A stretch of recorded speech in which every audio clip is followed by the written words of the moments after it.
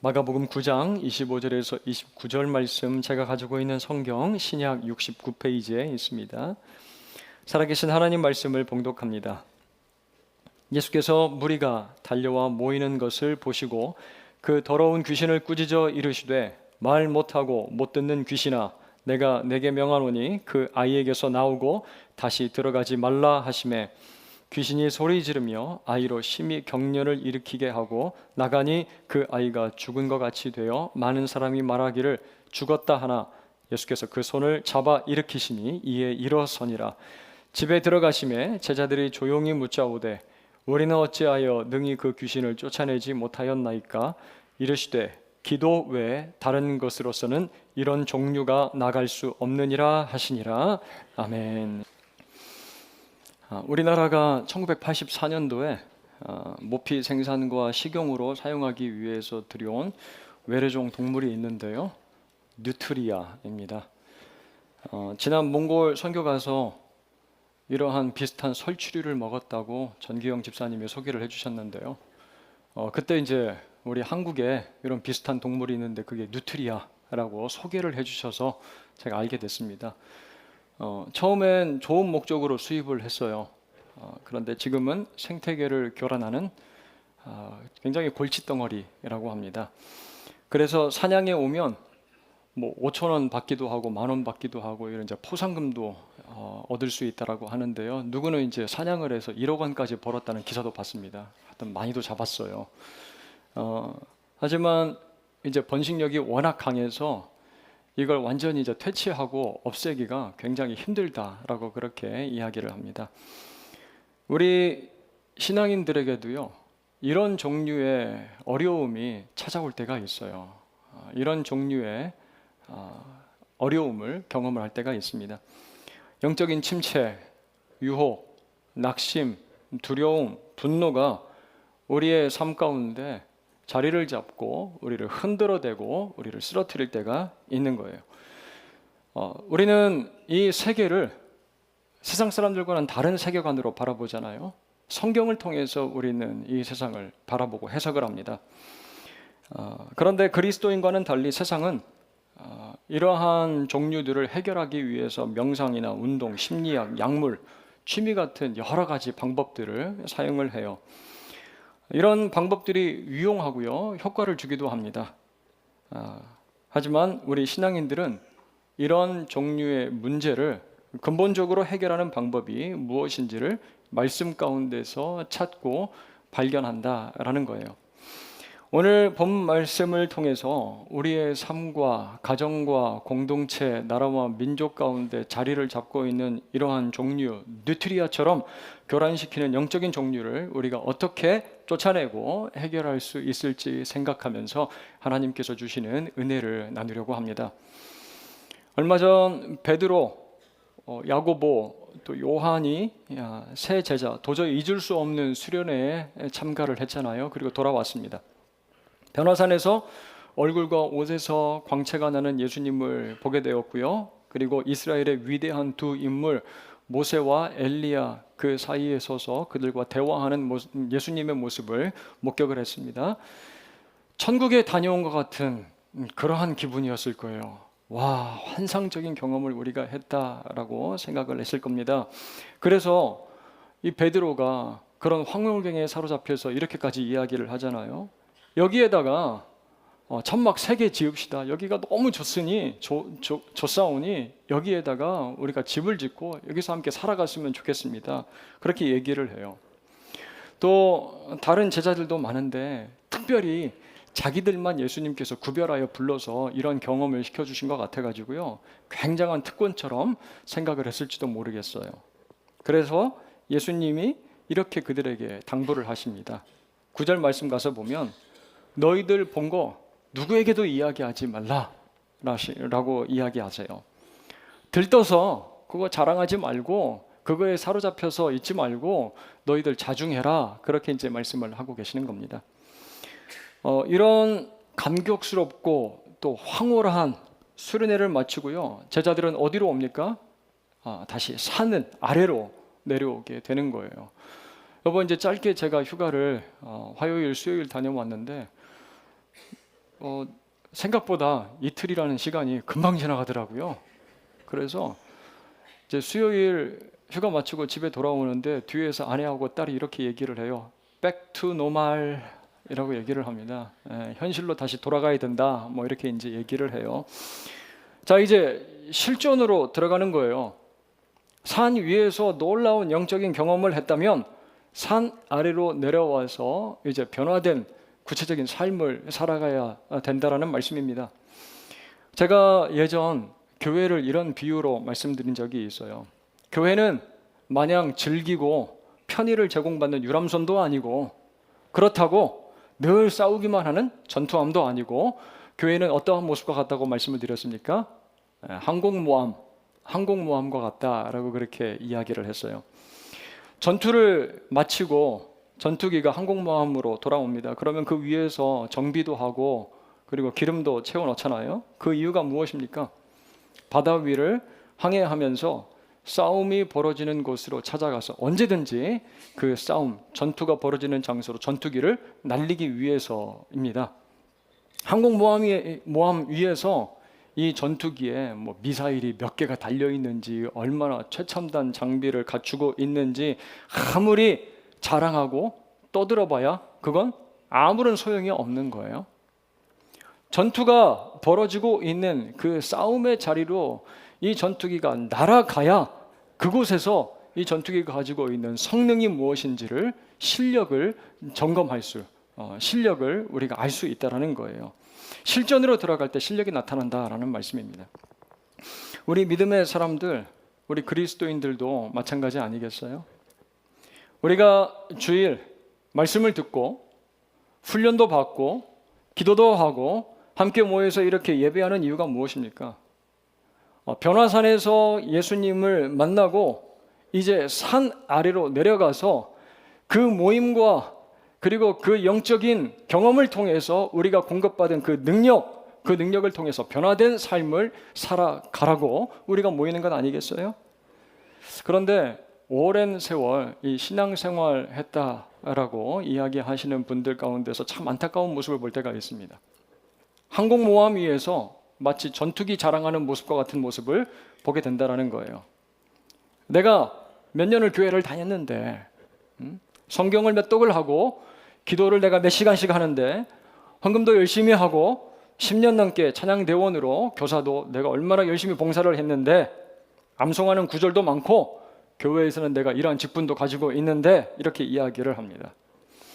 여러분, 그렇게 교회 안에서 헌신적으로 사역하고 봉사하는 거 참 좋은 일입니다. 유익한 일이에요. 하나님께서 칭찬하실 만한 일이에요. 하지만 우리가 교회에 이렇게 모이고 열심을 다해서 헌신하고 봉사하는 이유, 사역하는 궁극적인 이유, 그리고 또 그 열매가 무엇이어야 되는지 아십니까? 에베소서 4장 12절 말씀을 보면 이렇게 이야기를 하세요. 성도를 온전하게 하여 봉사의 일을 하게 하며 그리스도의 몸을 세우고, 그리고 13절은 온전한 사람으로 그리스도의 장성한 분량이 충만한 데까지 이르게 해서 무엇하라는 것인지 14절이 우리에게 이렇게 들려주고 있어요. 14절 함께 읽겠습니다. 같이 읽습니다. 이는 우리가 이제부터 어린 아이가 되지 아니하여 사람의 속임수와 간사한 유혹에 빠져 온갖 교훈의 풍조에 밀려 요동하지 않게 하려 함이라 라고 말씀합니다. 우리가 함께 교회 공동체로 모여서 예배하고 훈련받고 기도하고 말씀 듣는 이유가 이것 때문이라는 거예요. 세상으로 나아가서 우리가 그리스도인이라는 사실을 증명하기 위함이라는 것입니다, 여러분. 마태복음 5장 14절 말씀을 찾아보면요, 예수님께서도 이렇게 우리에게 들려주고 계세요. 너희는 어디의 빛이라고 말씀을 하십니까? 너희는 세상의 빛이라 말씀을 하세요. 교회 안에 걸려있는 전등이 아니라 세상으로 나아가서 그 어두운 세상을 복음의 빛으로 밝혀야 되는 등불이다 라고 예수님께서 우리에게 말씀을 하시는 겁니다. 그리고 16절 보세요. 이같이 너희 빛이 사람 앞에 비치게 하여 그들로 무엇을 보고 너희 착한 행실을 보고 하늘에 계신 너희 아버지께 영광을 돌리게 하라라고 말씀을 하십니다. 우리 안에 살아계시는 예수 그리스도께서 우리의 외면을 통하여 나타남을 통하여서 많은 사람이 그 착한 행실을 보고 하나님께 영광을 돌리게 하기 위해서 우리가 예배 공동체 그리고 교회로 모인다라는 말씀이에요.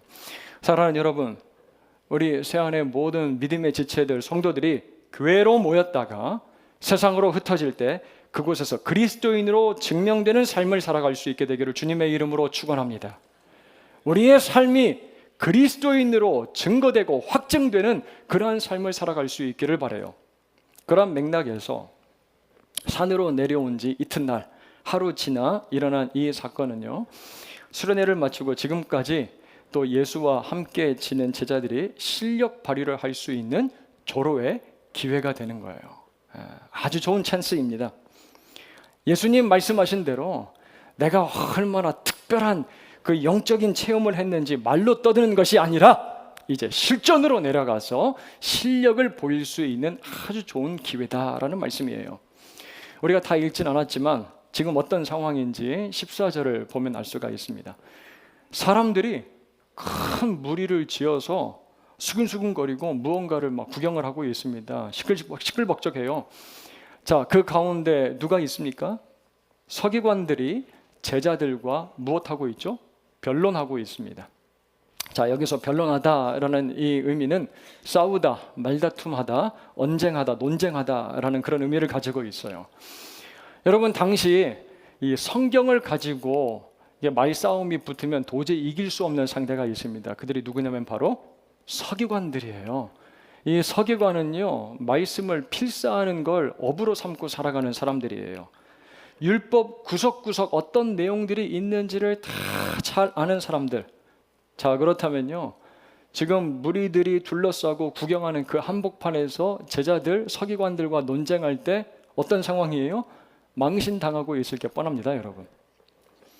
이런저런 구절들을 탁탁 대가면서 집요하게 추궁하고 있는 서기관들 앞에서 뭐라고 대답할지 몰라서 우물쭈물하고 당황해하는 제자들의 모습을 우리가 상상을 해볼 수가 있어요. 말로 싸운다면, 논쟁한다면.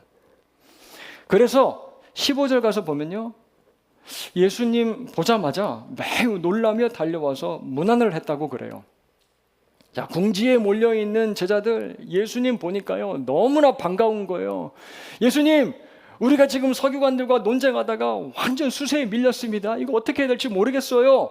예수님, 서기관들과 맞짱 떠서 변론하고 논쟁해서 그들의 코를 납작하게 해줄 수 있는 분은 예수님밖에 없습니다. 예수님 잘 오셨습니다. 그렇게 이제 이야기를 하고 있는 거예요. 그렇게 반가워서 달려온 제자들에게 예수님께서 뭐라고 물어보세요? 이렇게 물어보십니다. 너희가 무엇을 그들과 변론하느냐?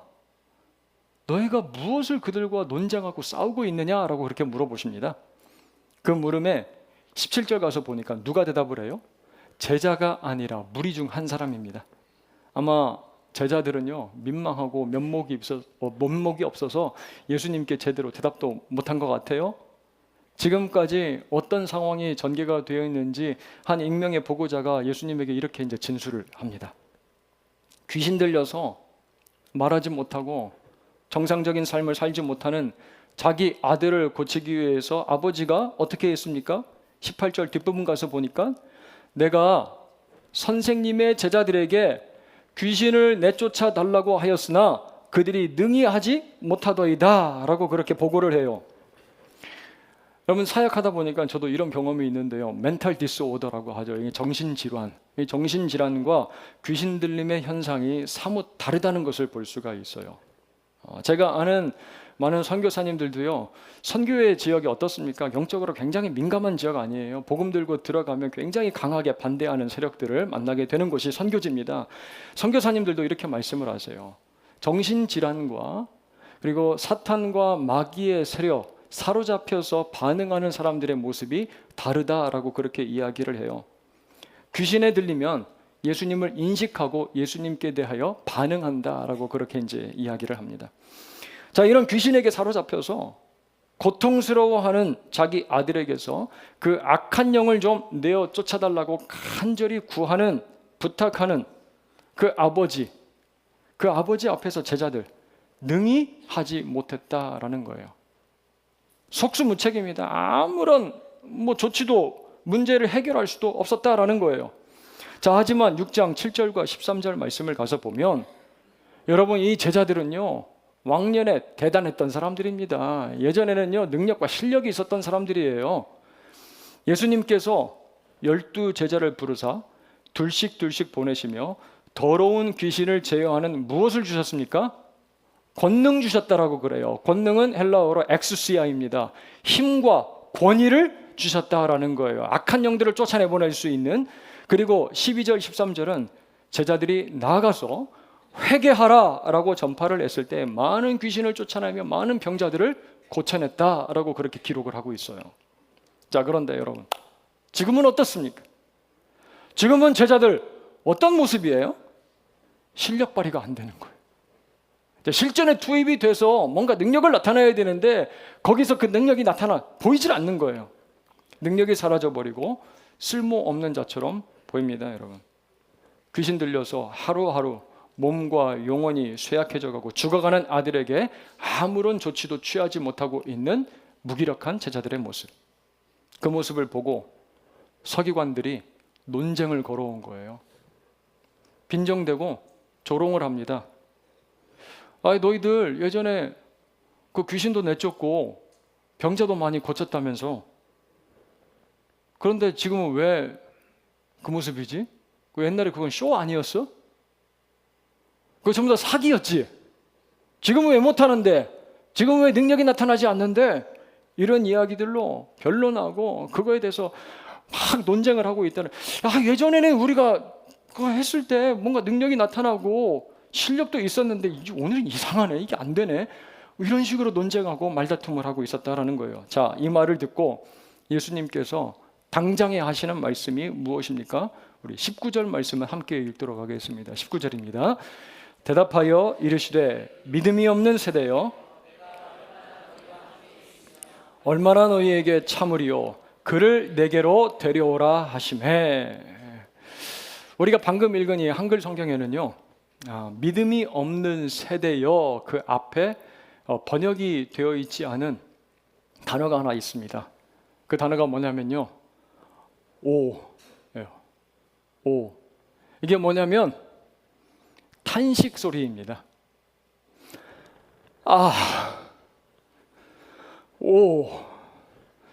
이게 이제 빠져 있는 거예요. 지금 이런 뉘앙스로 예수님께서 말씀하고 계시는 겁니다. 너희들 지금 왜 그러고 있니? 내가 너희들과 언제까지 계속 같이 다녀야 되겠니? 너희들 언제까지 내가 뒤치다꺼리 해야 돼? 언제까지 내가 참고 기다려야 되는데? 이런 표현인 거예요. 정말 예수님께서 실망스럽고 안타까워서 한계에 다다른 것처럼 말씀하시는 그런 소리를 우리가 들을 수가 있어요. 저는 이 부분을 묵상을 하면서요, 혹시 예수님께서 나에게도 이렇게 말씀하고 싶어하는 부분, 그러한 영역들이 있지 않나라는 생각을 하게 됩니다. 예수님 따라다녔고 오랜 세월 신앙생활 했는데 내가 언제까지 너 뒤치다꺼리 해야 되는데 왜 그런 실력과 능력이 나타나지 않는데, 왜 두려움과 불안함 가운데 여전히 붙잡혀 있는데? 믿음 없는 세대요, 믿음 없는 부류요, 믿음을 잃어버린 그런 인생의 장래를 살아가는 사람이요, 내가 언제까지 너희들을 참고 인내해야 되겠니? 라고 말씀하시는 예수님의 음성이 들리는 것 같아요. 여러분, 우리에게서요, 믿음이 사라지고 능력이 사라지면, 그리스도인으로서의 능력과 실력이 사라지면 자꾸 뭐 하게 되는지 아십니까? 오늘 말씀처럼요, 변론하게 됩니다. 자꾸 변론하게 돼요. 말로 내가 그리스도인이라는 사실을 자꾸 설득하고 변호하려고 합니다. 그런데 결국에는 어떻습니까? 말로 내가 그리스도인이라고 이야기를 하는데 이런 이야기를 들을 때가 있어요. 그런데 당신은 왜 그렇게 살아갑니까? 왜 거짓말하고 왜 그렇게 무례하고 욕하고 탐욕스럽습니까?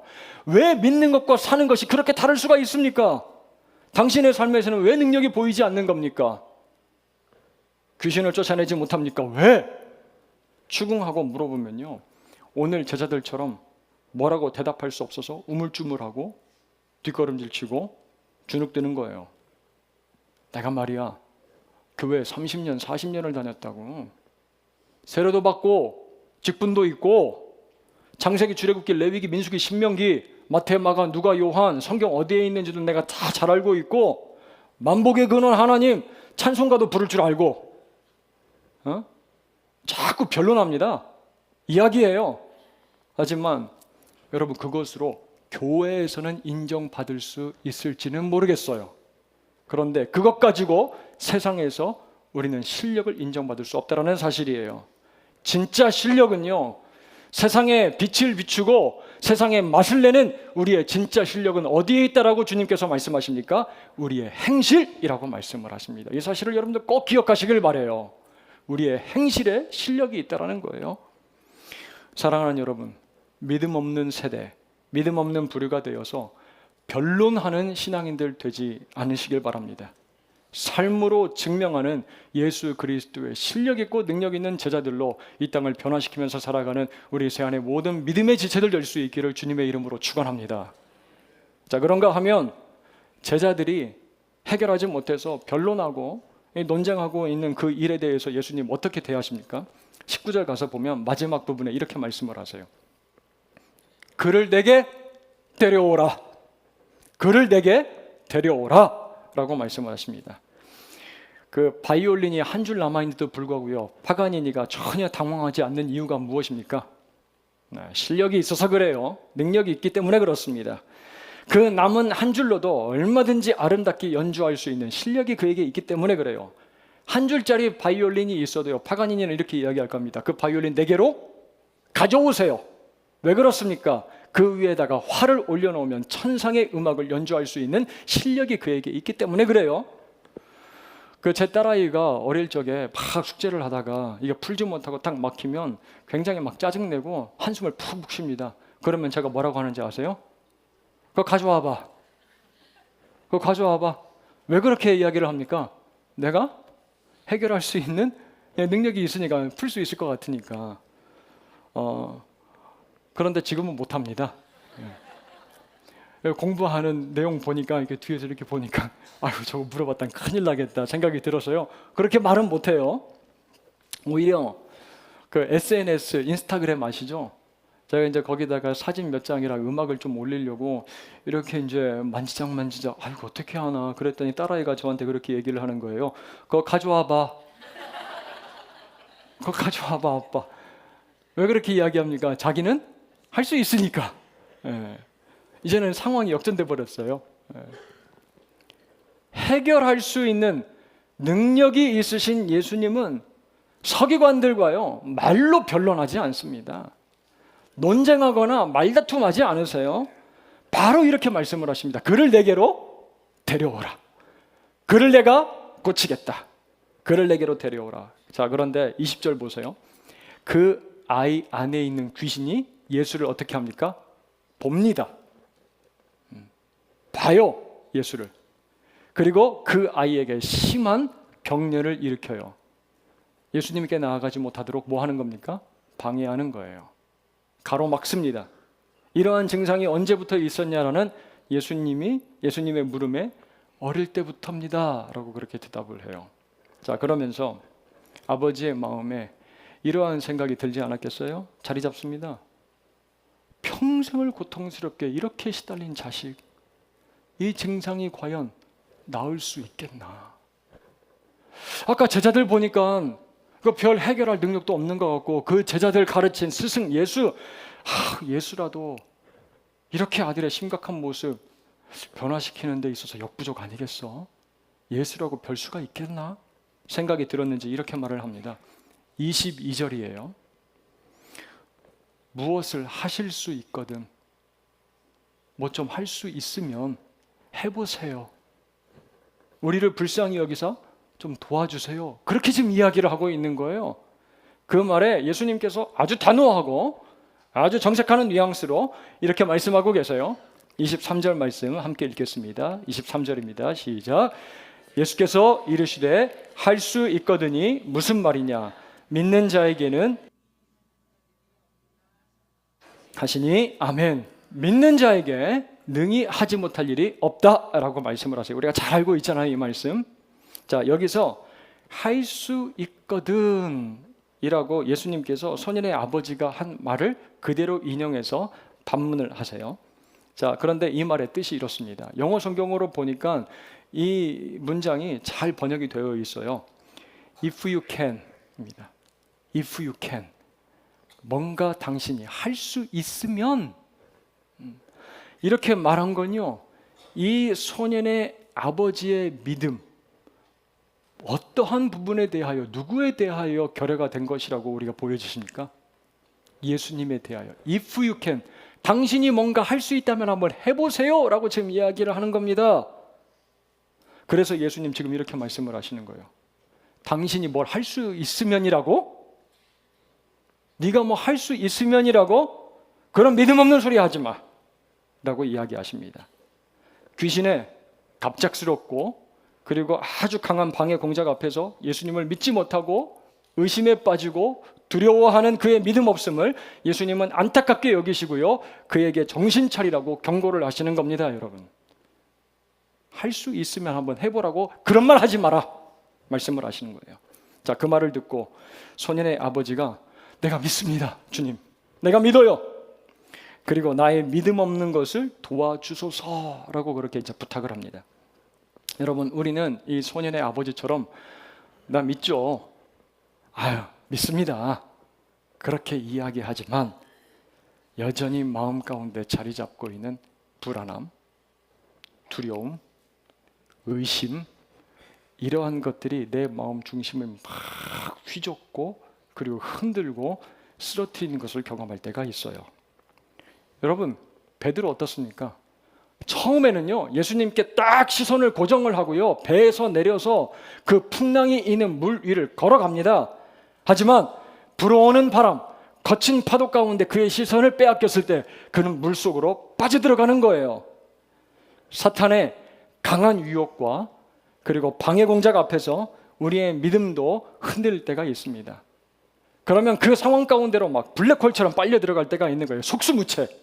그때 우리는요, 신속하게 주님 앞에 간절히 이렇게 간구해야 합니다. 주님, 나의 믿음 없음을 도와주세요. 나의 믿음 없음을 주님 도와주세요. 믿는다고 이야기는 하지만 내 중심을 보니까 믿음이 없는 것 같아요. 주님, 나의 믿음 없음을 도와주십시오. 그 말을 들으신 예수님, 더러운 귀신을 향해서 이렇게 꾸짖어 명령하십니다. 말 못하고 못 듣는 귀신아, 내가 내게 명하노니 그 아이에게서 나오고 다시 들어가지 말라 말씀을 하세요. 자, 그 능력의 선포 앞에서 귀신은 떠나갑니다. 마치 죽은 것처럼 쓰러져 있는 그 아이의 손을 붙잡아서 예수님께서 다시 일으키세요. 여러분, 사탄이, 귀신이 아무리 요란하고 무섭게 난리를 친다 할지라도 예수님께서 나가라 말씀하시면, 다시 들어오지 말라 말씀하시면, 선포하시면 귀신은 떠나고요, 쓰러진 인생도 다시 일어서게 된다는 사실을 믿으시기를 바랍니다. 예수님이 선포하시면 우리가 생각하고 기대하고 예상하던 그 초월하는 일들이 일어나게 되어 있다라는 말씀이에요. 그런데 이러한 과정을 다 지켜본 제자들, 집에 들어가서 조용히 예수님께 뭔가를 이제 질문을 합니다. 이렇게 물어봐요. 자존심 상하고 창피해서요, 사람들 앞에서는 말은 못하고 예수님과 집에 들어가서 단둘이 있을 때 이렇게 물어보는 것 같아요. 우리는 어찌하여 능히 그 귀신을 쫓아내지 못했습니까? 우리는 어찌하여 능히 그 귀신을 대적하고 쫓아내지 못한 겁니까? 그때 예수님께서 이렇게 말씀을 하세요. 29절 말씀 함께 읽습니다. 같이 읽습니다. 시작. 이르시되 기도 외에 다른 곳으로서는 이런 종류가 나아갈 수 없느니라 하시니라. 아멘. 이러한 종류를 내어 쫓지 못한 이유가 무엇이라고 말씀을 하십니까? 기도하지 않아서. 기도하지 않기 때문에 이런 종류가 해결되지 않는 거야 라고 예수님께서 말씀하고 계십니다. 세번역 성경은 이렇게 되어 있어요. 이러한 부류는 기도로 쫓아내지 않고는 어떤 수로도 쫓아낼 수 없다 말씀을 하십니다. 여러분, 눈에 보이는 쓰레기는 치우기 쉬워요. 가서 눈에 보이는 거 주워서 쓰레기통에다 버리면 깨끗해집니다. 자, 그런데 오늘 말씀 제목, 이런 종류라고 했는데요. 이런 종류, 이 종류가 뭡니까? 마귀. 이런 마귀, 이런 사탄, 이렇게 이제 제목을 제가 정하면 너무 노골적일 것 같아가지고 이런 종류로 이제 성경에 있는 말씀 그대로 이제 정했는데, 이러한 종류는요, 눈에 보이지 않아요. 눈에 보이지 않는 그 쓰레기 같은 종류를 우리가 어떻게 처리하고 어떻게 치워내겠습니까, 여러분들? 기도 아니면 안 된다라는 말씀이에요. 기도하지 않고는 이런 종류가 우리의 삶과 가정 가운데서 나갈 수 없다라고 주님께서 분명히 우리에게 가르쳐주고 있는 겁니다. 여러분, 탁월한 신앙 고백을 했던 베드로, 그를 향하여 예수님께서 뭐라고 말씀을 하세요? 꾸짖으십니다. 사탄아, 내 뒤로 물러가라. 이런 종류와 대적하고 싸우는 방법을 예수님께서 우리에게 가르쳐 주시는데, 그것이 무엇이냐면 바로 기도라는 거예요. 기도입니다, 여러분. 여러분, 기도하면 누가 역사하십니까? 하나님께서 역사하세요. 이 사실 믿으시기를 바랍니다. 기도하면 성령께서 역사를 하세요. 에베소서 6장에서 바울은 성도들에게 이렇게 편지를 합니다. 11절 가서 보면, 마귀의 간계를 능히 대적하기 위하여 하나님의 전신갑주를 입으라. 그리고 이후에 전신갑주가 무엇인지 우리에게 쭉 가르쳐 주시고요. 마지막 18절을 보면 이렇게 부탁을 하고 있어요. 모든 기도와 간구를 하되 항상 성령 안에서 기도하고입니다. 옛날 개역 한글 성경을 보면요, 무시로 기도하라. 성령 안에서 무시로 기도하라. 시간을 뭐 따로 정해놓고 그렇게 계속해서 기도하라라는 말씀이에요. 기도로 성령 충만하지 않으면 우리를 우는 사자와 같이 덤벼들고 무너뜨리려고 하는 그 사탄 마귀와 영적 전투에서 우리가 승리할 수 없다라고 말씀을 하시는 겁니다. 여러분, 예수님도요, 이러한 종류를 쫓아내기 위해서 기도하셨어요. 세례 받으시고 성령에 이끌려 광야로 들어가십니다. 그곳에서 40일 동안 금식하며 기도할 때 예수님을 유혹합니다. 사탄이 찾아와서. 하지만 기도하시고요, 성령 충만하신 예수님은 그 모든 유혹을 승리하세요. 이기십니다. 물리치세요. 쫓아내세요. 이런 예수님 담대하게 지금 이렇게 말씀을 하시고 계시는 거예요. 그 아이 내게로 데려와라. 그 아이 내게로 데려와라. 기도를 쉬지 않는 예수님은 그렇게 담대하게 말씀을 하시는 거예요. 여러분, 오늘 우리에게 이렇게 떠나가야 될 종류들이 있을지 모르겠습니다. 무엇이 우리의 삶과 가정과 공동체 가운데 머물러 있는 이런 종류의 것입니까? 오늘 그것을 쫓아내고 몰아내는 능력이 무엇에 있다고요? 기도에 있다라고 말씀을 하십니다. 약한 영적 세력이 우리를 괴롭힐 때가 있어요. 실망하게 만들고 좌절하게 만들어서 무너뜨리고요, 분노하게 만들고 거짓과 속임수에 빠지게 만들고요, 악한 사탄은 때로 우리의 정신과 육체도 공격을 합니다. 우울함에 빠지게 하고 과거의 상처에 머물게 하고 트라우마 때문에 물러서게 만들고 시달리게 합니다. 육체의 질병을 통해서도 우리를 두렵게 만들 때가 있어요. 그때 여러분들 이렇게 하나님 앞에서 예수 그리스도의 이름 붙들고 선포하면서 기도하시기를 바랍니다. 주님, 나의 믿음 없는 것을 도와주시옵소서. 그리고 이렇게 선포하세요. 예수의 이름으로 이렇게 기도하시길 바랍니다.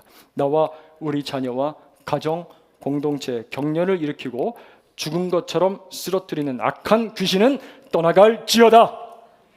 그렇게 선포하십시오. 우울함은 떠나갈지어다. 비교의식은 떠나갈지어다. 외로움과 불안함은 떠나갈지어다. 입술에 가득한 불평과 불만들은 떠나갈지어다.